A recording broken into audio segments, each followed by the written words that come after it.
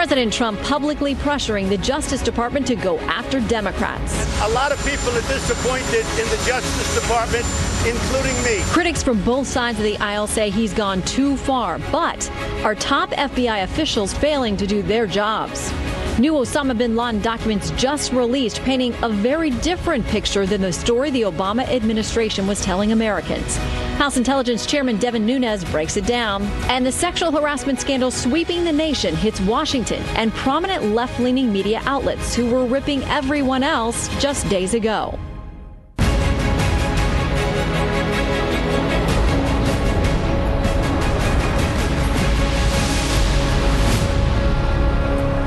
Welcome to Fox News at Night. I'm Shannon Bream in Washington. Brand new revelations about claims that the DNC reached an agreement giving Hillary Clinton's camp an almost certain path to primary victory. We're going to dig into that momentarily, but first, the news is coming tonight as the man who ultimately won the presidency, Donald Trump, is in Hawaii on the first leg of his overseas tour that will take him to East Asia. We'll take you live to Hawaii to hear from the president later this hour.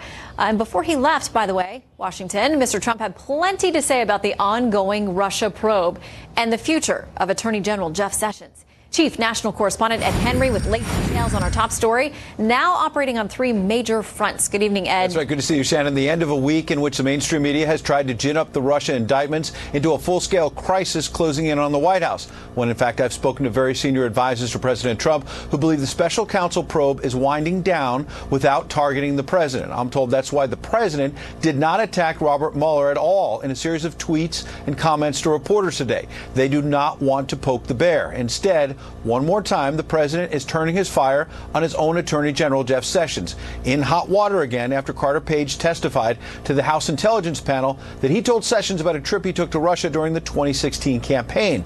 The president is trying to prod Sessions into investigating Democrats over a series of new developments, raising questions about alleged collusion on the other side. This new book by Donna Brazile revealing the DNC did in fact collude with Hillary Clinton's campaign, yet ABC, CBS, and NBC did not cover it at all last night. The president tweeting the rigged Dem primary, one of the biggest political stories in years, got zero coverage on fake news network TV last night. Disgraceful. The conservative group Judicial Watch, meanwhile, has uncovered new documents showing FBI Deputy Director Andrew McCabe did not recuse himself from the Clinton email probe until a week before the election. That means he was investigating Clinton earlier in 2016 and throughout 2015 while McCabe's wife was running for state office in Virginia and, yes, getting campaign money from Clinton intimates.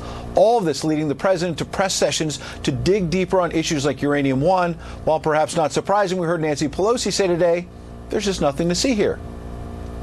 I'm very frustrated by it. I look at what's happening with the Justice Department. Why aren't they going after Hillary Clinton with her emails and with her the dossier? You ought to look at Hillary Clinton, and you ought to look at the new book that was just put out by Donna Brazile, where she basically bought the DNC and she stole the election from Bernie. You haven't heard me relitigate last year's election.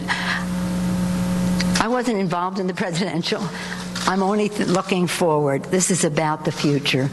Now, Democrat Dianne Feinstein was quick to charge the president pressuring his attorney general is simply inappropriate, tweeting, quote, "We can't allow ourselves to become numb to the president calling on independent law enforcement to investigate his political opponents." A fair critique that was echoed by some Republicans like Bob Corker today. But it's pretty interesting that Democratic leaders like Nancy Pelosi are now saying when it comes to Donna Brazile, they don't want to relitigate the 2016 election when they've kind of been doing that on Russia for several months now. Shannon? They have. Ed Henry with the very latest. Thank you so much, Ed. Joined now by Vince Colonnese, editorial director for the Daily Caller, and Fox News contributor Richard Fowler. Good to have both of you with us. Good to be here, Shannon. Okay, Happy so you Friday. and to you as well. Thanks for joining us on your Friday night. You heard Ed there talk about the fact that a lot of mainstream media outlets did not latch on to this story, and we heard sort of it looks like a narrative today from NBC News. They've gotten a copy of this agreement that Donna Brazile references, and they sort of seem to say, hey, if you put it in context, it's not that big of a deal. Here is what the president told our own Laura Ingraham last night about how he views this. I think it's a major story. Now, I don't know if the mainstream fake media, because they are fake and phony, but I just don't know if they're going to pick it up. But I want to tell you, that is a big story, what she's saying. It's illegal, number one, and it's really very unfair to Bernie Sanders. Richard, should Democrats feel in some way that they didn't get the full story or that it wasn't a fair primary? Well, no, I think there's no question that Democrats are upset with the party, and that's why you see the party still dealing with some of the remnants of it. But first you had the Keith Ellison, Tom Perez fight. I think we saw a couple weeks ago when the Democratic Party sort of had their internal elections, there was a little bit of scrambling there between the Bernie camp and the Hillary camp.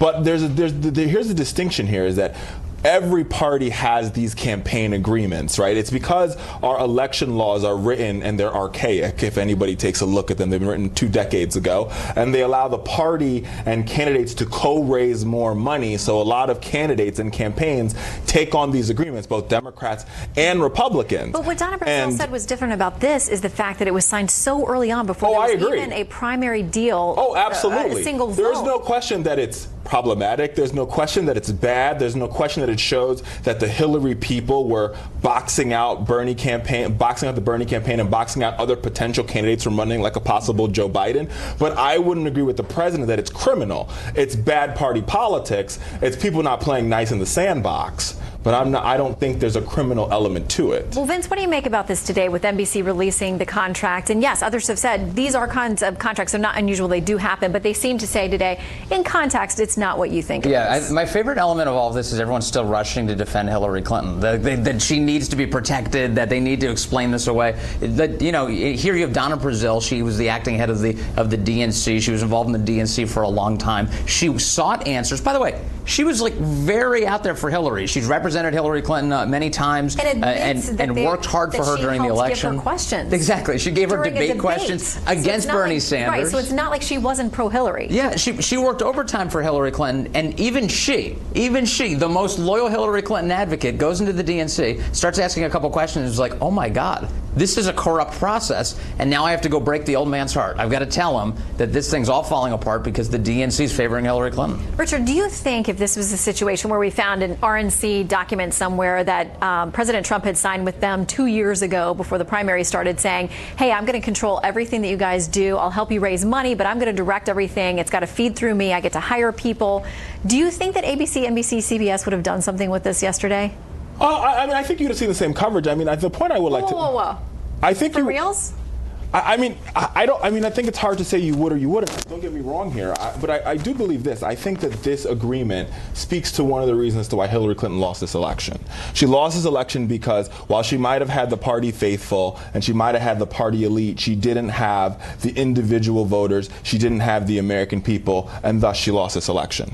And I don't, as much as she wants to say that the Russians were the reason that she lost and all the other reasons, she lost this election because she didn't have the people. Did the Russians engage? Did they try to interfere in our election? Yes. Will we figure that out? Of course, we will get to the bottom of it. Mueller's going to make sure of it. But Hillary lost this election because of this type of, this is mine, I'm the one who's supposed to get it, now is my time, and I will do everything possible to get it, including rigging the democratic process. Vince, what do you make of today Nancy Pelosi, obviously House Minority Leader? She doesn't want to have anything to do with this. She says, I wasn't involved with the presidential election. She's looking to the future. How does it make you feel that Nancy Pelosi could be the future of the Democratic Party? Well, I mean, I think that's going to be a stretch for a Democratic Party that's probably not interested in having an old white woman represent them. In terms of like a party, they're moving away from that. It doesn't work for them. The most amazing thing, though, that I thought when I listened to Nancy Pelosi talking today is I don't want to relitigate the past when it comes to Democratic elections. I'm looking forward to the future of Democratic elections. Well, to assess what's going to be happening in the future, you need a DNC that's playing fair with all of the candidates. And she, as one of the leaders of the party right now, one of the clearest leaders of the Democratic Party, should have that at her utmost concern, whether or not the DNC has truly fair elections for their candidates. All parties should be concerned about that. Richard and Vince, stick around because we want to talk to you again tonight. But for now, thank you very much. Meanwhile, President Trump is arriving in Hawaii. He did that a short time ago. He's soon going to head out to lay a wreath. There's going to be a ceremony at the USS Arizona Memorial. We're keeping you there live, and we'll take you there live as soon as the president begins that event. Meanwhile, he's then going to head on to several Asian countries, including Japan, South Korea, China, the Philippines, and Vietnam. So our focus tonight, Pyongyang's complaints about new sanctions against the regime, calling them genocidal and brutal. So is that evidence that President Trump's efforts and the world efforts are working? Let's talk about it with Ambassador John Bolton and John Yoo, former Deputy Assistant Attorney General in the Bush administration. Gentlemen, good to see both of you tonight. And hopefully you can hear me all right. Let's plow ahead here, because we know that North Korea is going to be top of mind in the visits with all of these Asian countries and with all of these Asian leaders. Meantime, with that as the backdrop, we're now getting something that Democrats in the Senate have introduced a bill that would tie the president's hands with some of the things that he could do with respect to North Korea. John, in your estimation, is it constitutional? No, I think this bill would be completely unconstitutional. As you know, the Constitution makes the president the commander-in-chief of the armed forces. It's always been understood that that means the president can choose what weapons to use to protect the national security of the United States and for our policy interests. Congress has never tried to pass any law under Republican or Democratic presidents trying to prevent him from using weapons to protect the country. I think it would be flatly unconstitutional, and actually, I think shows how desperate I'm afraid some people are in Congress to take advantage of this very serious imminent threat from North Korea and try to score political points off it. Ambassador, here is what Senator Murphy, who's one of the sponsors apparently of this measure, says. He says, we need to take the president seriously when he threatens war, because the dam could break at any moment. Republican and Democratic senators are alarmed over the path we're on, and it's important we join forces to reclaim Congress's constitutional role in matters of war and peace before there's no turning back. What do you make of that? Well, I don't think he understands the Constitution. As John said, that's not Congress's function. It's to respond and to declare that a state of war exists. But take Pearl Harbor, since the president's about to go there. The Japanese attacked on December the 7th, 1941. Congress declared war on December the 8th. When did the war begin? Began on December the 7th. And the fact is, the real constitutional authority is the president's as commander-in-chief. There's nothing in the Constitution that says the president has to wait for the United States to be attacked. There's nothing in the Constitution that says he cannot act until Congress does. And indeed, to fulfill his responsibilities, he is fully empowered constitutionally to act in anticipatory defense. And I think these measures, look, we've seen Congress try to get involved in this so many times in the past. They passed the War Powers Act after Watergate. It's a complete charade, and so is this. It's pure partisan politics. Ambassador, I also, before we leave this topic, want to ask you about China and whether you think that we've been tough enough with them when it comes to dealing with North Korea. Obviously, they have slightly different interests than we do, but at the end of the day, getting this rogue regime under control with regard to its nuclear program should be something that would benefit both. It should, but in fact, China's been jiving the United States for 25 years. They've said repeatedly they don't want North Korea to have nuclear weapons, but they have not followed through on their really unique capability to force North Korea to that end. They upped the sanctions temporarily, and then when the U.S. turns its eyes away, it's back to business as usual. That's frankly why this trip to China by President Trump is so important.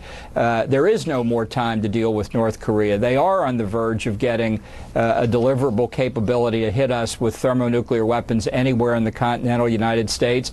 And it's really time for China to tell us whether they're serious about this or not. Otherwise, the president's going to have to look to act unilaterally, Senator Murphy to the contrary notwithstanding, to protect the American civilian population. Excuse me. Today we got a decision with regard to Bo Bergdahl, and he's not going to jail. So, John, do you think it's appropriate? No, as you may know, the prosecutors in the case recommended 14 years, dishonorable discharge, and a reduction in rank to private. And the judge, for reasons I do not understand, gave him no time and dishonorable discharge. This is a person who pled guilty to deserting his fellow men and women in uniform on a battlefield faced by a hostile enemy. I'm afraid that this is one of those cases that calls for very strong measures of justice, because men and women in the field, our young men and women in the field, have to be able to depend on their fellow brothers and sisters who are next to them. And they cannot be worrying in the back of their minds that someone's just going to wander off base and desert. Plus, you also have to take into account that our military then expended a great deal of time and resources and took casualties trying to find him, because they assumed that Bergdahl had actually been kidnapped rather than had deserted. Yeah, and we heard from families and from men whose lives were changed forever because they were out there searching for him and suffered grave harm in the process. The president tweeted today of this: the decision on Sergeant Bergdahl is a complete and total disgrace to our country and to our military. Ambassador, final word to you. No, I think that's exactly right. This is a stain on the military justice system. Bergdahl pleaded guilty. There are no facts in dispute here. There's no mitigating circumstances. There's no reason to give precisely the sentence the prosecution recommended. I think the prosecution came in too low. But it's I just think this is going to cast a real pall over the morale of the armed forces to see this kind of person effectively walk away. All right, Ambassador and John Yoo, great to see both of you tonight. Thank you for your time. Thank you. All right, new developments in a case we've been tracking here on Fox News at Night. A teenager here in the U.S. illegally and her fight to get an abortion with the federal government's help. Tonight, the Justice Department says her legal counsel misled the government. That enabled her to get an early morning abortion on the day the government attorneys had planned to file a final appeal with the U.S. Supreme Court. So the government is now asking the Supreme Court to not only throw out the lower court decision allowing her to get an abortion, but to also consider punishing her legal team. Opponents of the lower court's decision say they worry now it's going to encourage minors to cross into the U.S. illegally solely for the purpose of getting an abortion, which is often illegal in their home country. A suspect in the 2012 Benghazi attack appeared in federal court today. The 46-year-old militant al-Imam was recently captured by U.S. Special Operations Forces in Libya and brought to Washington earlier. According to the criminal complaint, al-Imam is accused of playing a major role in that deadly terrorist attack that killed the U.S. ambassador and 3 other Americans. The judge ordered the suspect be held without bond ahead of a preliminary hearing next week. Al-Imam is the second Benghazi suspect taken into U.S. custody. Next, Harveygate fallout hits the nation's capital. New allegations sweeping critics on the left who were pointing fingers at everyone else not so long ago. Details coming up. Plus, we're going to take you live to the president from the USS Arizona Memorial in Hawaii. When that happens, stick around.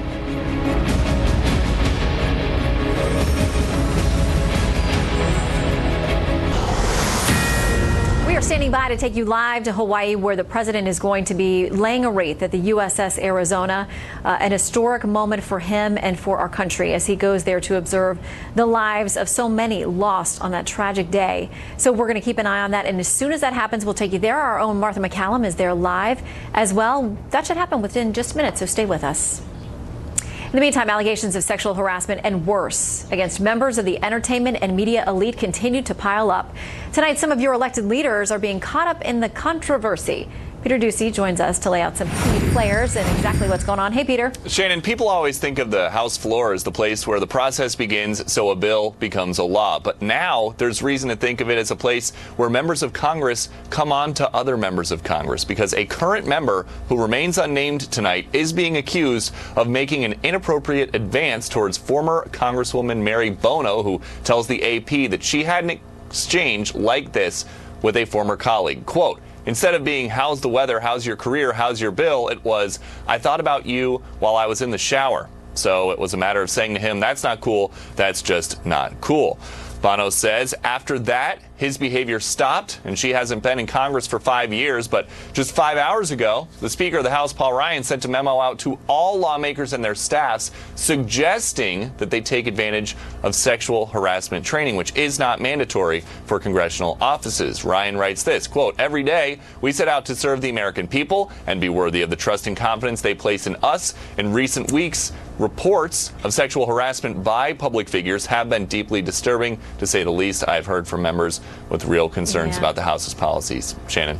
Peter, thank you so much. We are now going to take it live to Hawaii, where Martha McCallum has been standing by, covering the president's visit there as he stops at the USS Arizona. He'll be there before he goes on to a much longer trip all through Asia. He's going to stop in China, Vietnam, well, not China, Vietnam and Japan and numerous other countries where he's going to have important discussions with top leaders, primarily about North Korea. We believe that will be at the top of the list. There are trade issues and others as well, but he is determined to rally folks in that region. Of course, they have even much more pressing concerns because they are there on the border with a rogue regime. So the president dives into some very serious work there, but first, a very serious and somber wreath laying. Martha, it looks like his boat is getting just about to the location where we will see him now live. Shannon, good evening to you. We have been watching as some of the Secret Service boats come in, some Coast Guard vessels come in. Obviously, they've locked down this entire area. We're on the dock near the USS Missouri, which of course is where the document of surrender was signed by the Japanese, and it's right across from the USS Arizona where the war began, where on that morning of December 7th, 1941, 353 Japanese planes swept in low 30 feet off the water and began bombing and attacking the ships that were all lined up in what they call Battleship Row right behind us. It is a very somber event to witness and to visit the USS Arizona. It's a gravesite, a tomb, and a memorial all in one. So the president will become the most recent president to do this visit. It's been done by every president since JFK. It was built, the memorial, and finished in 1962. He visited it in 1963, shortly before his assassination. So this is a big moment. And President Trump said a short time ago, I should say, when he was at the PACOM briefing, that he had never made this visit before. So he has not ever been out to the memorial. And he was looking forward to it, and clearly it will be one of those moments where you stop and reflect on the impact of war, the importance of the decisions made as a president, Shannon. Yeah, and certainly as the commander-in-chief, having to make these decisions that impact lives of young men and women who now voluntarily sign up to enter our armed forces, and to do that with the knowledge that they are essentially potentially laying down their lives for our country. It seems to be one of the roles, Martha, that the president relishes the most, this idea of being commander-in-chief, weighing very heavily on him, but also understanding the burden that he's got, understanding the families that are involved, and being able to work with the military where he's given quite a bit of leeway and quite a bit of autonomy and authority to carry out some of these very difficult decisions. But I understand the First Lady will be with him today, and we will see them do what so many others have done in going to pay their respects there, Martha. Yeah, so true, Shannon. And as you point out, he has surrounded himself with a lot of members of the military. General Kelly is on this trip with him, and he may be on this boat as well. We're not sure, but we do know that the First Lady is on the boat, as is the President, and also Admiral Harris, who is the admiral in charge of PACOM. And they have basically spent the afternoon together. There'll be a reception at the admiral's home after the wreath-laying ceremony this evening. So as you point out, you know, I think there's a very good reason that presidents stop here first as they head to the region, as they head to China, as he heads to South Korea, as he heads to Japan. It is sort of the gateway of the transition between the United States and Asia. And as he crosses that water, he really enters an area where you have kind of this triangle between Hawaii and Alaska and Guam that are our forward tip of the spear looking towards that region. And as we know, the spears have been raised quite a bit lately, and it is a time of tension between our countries. And this will give him sort of a grounding space to be in as he thinks about all of these things very seriously. The ramifications of war, the loss, the tremendous tragic losses of World War II. Obviously, these are decisions that need to be entered into very seriously. And the president has shown, as you say, that he has tremendous respect for the military and admires the history of the military and also their advice when it comes to these things. General Mattis, obviously the Secretary of Defense, is someone who he has given a great deal of latitude to. So as we watch this boat is about to arrive near the dock, he's about to have an interesting experience that thousands of Americans have every year, Shannon, when they visit the Arizona. Mm-hmm. And as you said, it's such a way to set the table for this trip, looking forward by looking to the past and the importance of being able to avoid conflict where possible and being able to stave off attacks and to be able to protect the U.S. homeland. He's got a very heavy burden and a very heavy job in going forward and trying to rally the rest of the world with him, as we've done repeatedly with UN Security Council sanctions and other ramped up tools in trying to calm the situation in North Korea. But this certainly has to give him a pause in visiting this memorial and knowing what he is got, the job he's got ahead, and looking ahead to making sure this doesn't happen again. And no doubt, Shannon, right now, he's also joined by Daniel Martinez, who you might have seen yesterday, who we spoke with at the Visitors Center at the Pearl Harbor Museum, which is an extraordinary place that documents everything that happened on that fateful day, December 7th, 1941, that brought us into World War II. And he is there. Admiral Harris is there. Obviously, he's the first person in charge that the president would turn to ask questions about what they're looking at and what they're seeing around them. And once they do disembark and go on to the Arizona, it's a very striking moment, and the descriptions of what happened that morning to the Arizona, and obviously it was a Sunday morning. The sailors and Marines on board, sort of had just woken up. It was, a little bit of a relaxed time for them over the course of the weekend. The night before, they had had this big battle of the bands, and in fact, the Arizona band had played in that battle of the bands, a big dance. So a lot of people had dates, and they were off for the evening, and no doubt had a great time. So they all went back to the Arizona that night, back to the ships that are also here in the harbor, and went to bed. But it was 6 in the morning, 6:30 in the morning. Start to wake up, start to get ready for the day, and they play the Star Spangled Banner, beginning people going into the galley, having their breakfast, when all of a sudden they started to hear this tremendous roar in the sky. 353 planes coming off of aircraft carriers in the Pacific and hurling towards Pearl Harbor and towards this site. And, no doubt that moment of just absolute shock. They had trained for this moment, although they never really thought that the Japanese would do this, that they would attack Pearl Harbor. There were other places that were closer to Japan that had U.S. interests that they thought were much more likely sites for this kind of surprise attack. But the Japanese had done this before in World War I in Russia, and it had a very different outcome. They attacked the naval base, and that sort of caused a backing down. And there's a lot of thought by historians that that's what they thought would happen here, that if they attacked Pearl Harbor, there would be a backing down, and it did absolutely the opposite. The United States rose to, in a united way. There had been a tremendous amount of debate in the country over whether or not we should enter World War II. And there were many people, you think about how divided the country is now, there was a deep division about whether or not we should be involved. And after that day, of course, that was over. And Franklin Delano Roosevelt asked Congress to declare that war that day. And signed the documents to do so. He gave the speech that this day will live in infamy.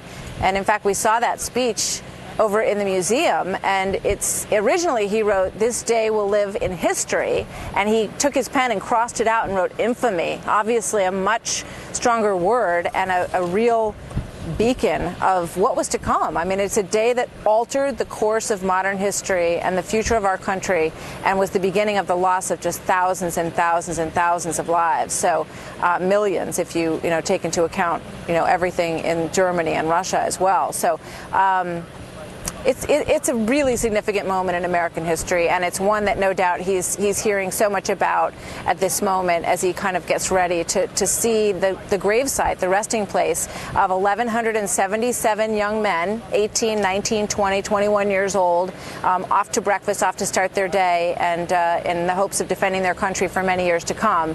And they lie at the bottom of this bay. So it's a very, very moving moment, Shannon.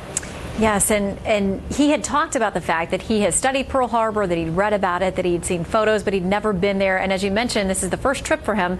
But he talked about how excited he was to actually go and see, as you said, this resting place for roughly 1,100 sailors and Marines of the USS Arizona.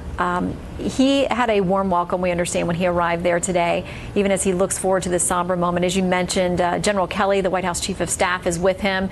We understand there was a lot of love for him as well. People actually yelling, "We love you, General Kelly." So he's had a very pleasant and warm welcome there.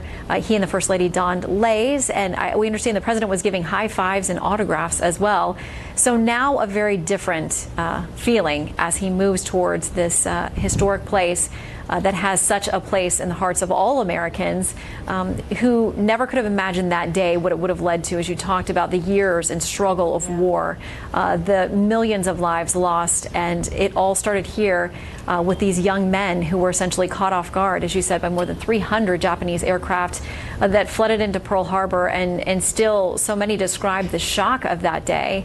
And now the president will be there at this place that he has studied and read about and looked forward to visiting as the commander-in-chief, as the president, along with the First Lady. Shannon, if you look on the back of the boat, we're seeing it very close where we are. It's just an absolutely beautiful sight as the sun sort of starts to set here in Honolulu. But the president and the First Lady are on the back of that beautiful, beautiful boat, American flag waving above. And obviously, it's just a pristine, beautiful vessel for this very special occasion that has been brought out to ferry them out. And, you know, all day today, there were thousands of people, hundreds of people going back and forth and being ferried out to the USS Arizona. A lot of people, you know, save their money and make that special date in their calendar for this trip. And it means a lot to them, so they did not stop in sending the ferries out today. They were going until 4 o'clock, but you can now clearly see the president and the First Lady on the back of that vessel and the sailors aboard who are bringing them to this moment. And they are, I'd say, about a minute or so away from the dock that we visited yesterday. When you get inside, obviously there's a large wall that has all of the names that he will see of all the men who gave their lives on the USS Arizona. There's also a smaller area that is specifically set aside and has the names etched into it of the 44 men who were aboard the ship but survived. And then later, one man, one of those who survived, left in his will that he wanted to be cremated and he wanted his urn to be placed inside the ship. And that request was honored, and that request was then opened up to all of the other 44 survivors. There are 5 remaining survivors of the USS Arizona, and they all had the opportunity to do the same thing. And in fact, one of them will have the urn of his ashes brought down below. A Navy diver will take it below during a very special ceremony that the Navy does for the family, and he will carry the urn across the water and bring it back down into the ship. And the way that the diver describes it is that when he does that, he can feel the pull of the ship when he releases it from his hands, pulling that loved one, that member of the Arizona ship, back into its home. And the man who's going to have that done on December 5th, his brother rests at the bottom of this water as well. So he will be rejoining his brother. 38 pairs of brothers served on the USS Arizona. So it's an incredibly special group of people, and he will be learning about all of that and seeing those names that are etched into marble there. There's also a spot where all presidents stand, and he will watch. He will look down into that spot, which really you can see the ship down in the water. It's all still there underneath the water, and he'll stop in that spot as well. That's right near the wreath laying ceremony where that will take place as well, Shannon. So what a beautiful night. It does. It looks like a gorgeous day from what we can see on this end from Washington, D.C. And again, folks now watching live as the president and first lady are in Hawaii. He is now getting ready to visit and do a wreath laying at the USS Arizona, where we've talked about more than 1,000 U.S. sailors and Marines lost their lives. The ship is still there, and he will get a chance to now see it firsthand. Martha, you've had a chance to visit and check things out while you've been there covering this the last couple of days. What's been the mood about those anticipating this visit by the president? A lot of enthusiasm, Shannon. They love to show this place off. You know, the people who take care of it are top notch, and every one of them has a deep understanding of the history of the place, and they are so glad that people come here to pay their respects. They also are very determined that it is a place it's a resting place. And it is not somewhere where people are, you know, whipping their cell phones out and, you know, taking crazy pictures. It's a very solemn place, and they are very insistent on keeping that pure and keeping that sacred for the people who are entombed underneath there. So, there's no doubt that, you know, the president is going to feel that solemnity as he walks out. I think he's still getting ready to get off the boat. But it is. It's just a very solemn environment, and the people were very enthusiastic about the president coming. You know, obviously there's a lot of concerns in Hawaii too, for the reasons that we've talked about in terms of the threat that's posed from North Korea. You know, once again, they don't want people to panic, but people are concerned about that threat, and they understand it because they've had it happen here before. So it is definitely an environment that is at the ready. Yeah, and Martha, there's the president as he steps off. And as they continue forward, we could see a little bit in the corner of one of the final shots there that there is heavy security presence there guarding over this special visit today. Not always the easiest thing to do in the waters, but they are patrolling and making sure that this first couple is safe as they carry out this very special moment. Yeah, the bridge that you see behind them has been closed off. It goes out to Ford Island, which is where the admirals, a lot of the enlisted men lived on Ford Island, and some of the higher-ups had homes there. So that's a very special place, too. But that whole bridge is shut down, and you can see, as you point out, Shannon, some of the Coast Guard vessels that are in between us and where the president is right now, which is really not a far distance at all, but they are very seriously patrolling the area. Obviously, it's a high-security event. And we watch now as they make their way inside.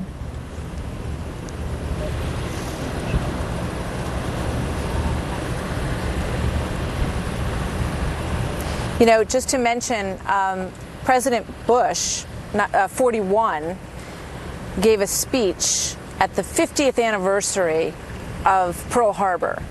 And he said, "I have no rancor in my heart for Japan or Germany. The war is over. We won." And that was a very significant moment. And it was probably the moment that sort of turned this from what everyone here calls, a memorial to also a memorial to peace. Because there have been so many, that after that moment, it sort of released everyone from any residual anger against the Japanese or against Germany, that the war was over and that it was time to move on. And that is something else that you really feel here, because there are many Japanese visitors who come. There are many visitors also, reconciliation visits of people from Japan who want to come together in this spot and to recognize that we don't ever want this to happen again, and that, it was full of young men who were defending their country, who were, fighting as warriors. They were doing what they were told. But it is a very stark reminder of all of the loss, frankly, and it's a lesson in history, really, for all of us. And then you had President Obama, who visited with Prime Minister Abe, which was another hugely significant moment of reconciliation. And it's where you want to be, and it's where you want to come to understanding in terms of the end of these events and these parts of our history, which are difficult and devastating. Mm-hmm. And it's interesting you mentioned the comments by President Bush 41. Amazing, even more so when you think about the fact that he was shot down in service to this country, and he knows the rigors of war and what many of these families would have experienced. And then, as you mentioned, President Obama with the Prime Minister as well. Now we see the President and First Lady.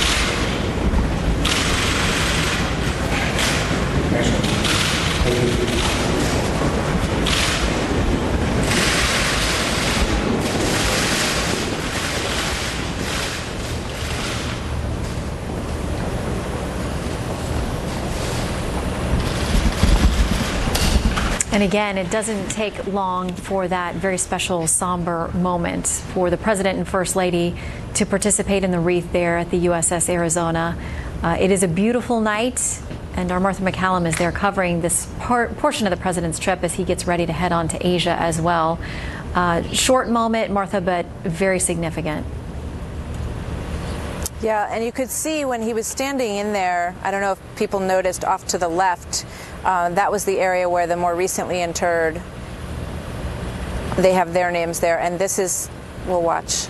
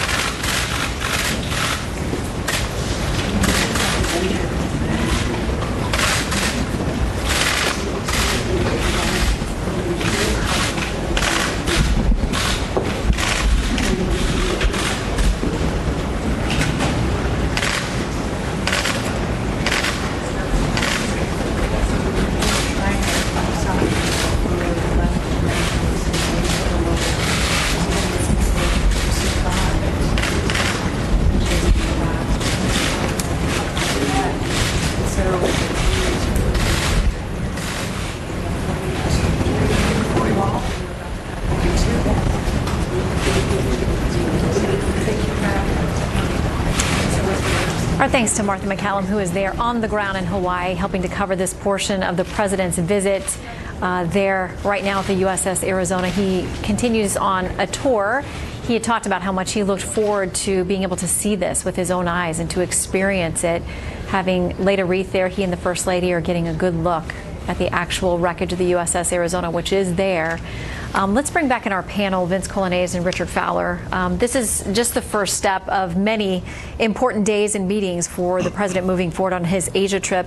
Vince, what does he need to accomplish? What would be considered a win for him on this trip? Well, if he can figure out a way to convince China especially, but all the other Asian countries that he's going to encounter, to be real partners in trying to bring North Korea to heel. I mean, North Korea is of primary importance to him. I think all of the interviews he gave in the lead up to this, I think trade continues to be of concern, but North Korea primarily, especially as today I believe they released a statement saying that they're concerned that they feel like there's a humanitarian crisis going on within their own country, but that's the suggestion that the sanctions are working, and he's gotten a lot of these countries to join him at the table of the United Nations, get these sanctions imposed on North Korea, and I think he's going to try and hammer home the point and try and get some more help there. Richard, your thoughts? I think Vince is right. I think North Korea is going to be this president's top priority, and I think we're seeing some posturing from North Korea today. Beyond just that statement, we also saw more conjecture from North Korea with the sort of appearance of the North Korean First Lady, which is sort of this ideal to sort of shifting of the imagery of North Korea from this war country to more of she's supposed to represent the peacefulness of the regime and the humanitarianism of the regime.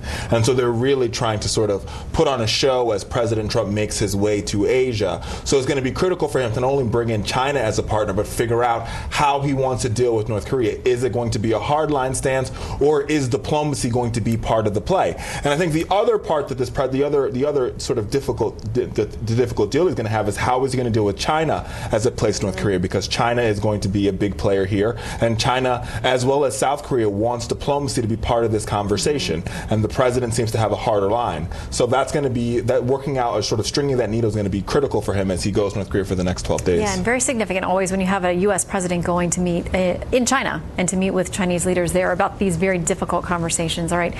Panel, thank you very much. Stick around. You've been watching live as the president is in Hawaii visiting Pearl Harbor, something he said he'd look forward to. He's now laid a wreath there, and he and the First Lady will continue on this very important Asian trip. We'll be right back with more.